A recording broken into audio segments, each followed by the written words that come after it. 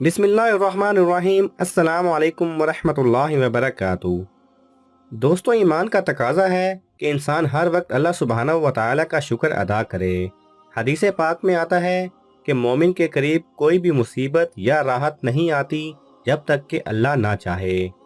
ترکی کے ایک مسلمان نے شکر گزاری کی جو مثال قائم کی ہے، وہ دیکھ کر پوری دنیا میں اسلام کا نام روشن ہو رہا ہے۔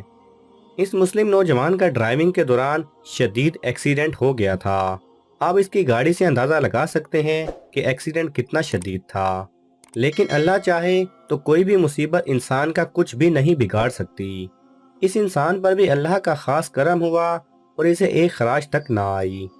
اس ترک مسلمان نے اس حادثے کے بچنے کے بعد اپنی فیملی یا پولیس کو کال کرنے کی بجائے اپنے خالق و مالک اللہ سبحانہ و تعالیٰ کا شکر ادا کیا اور شکرانے کی نماز ادا کی۔ جب پولیس وہاں پہنچی تو یہ شخص نماز ادا کر رہا تھا۔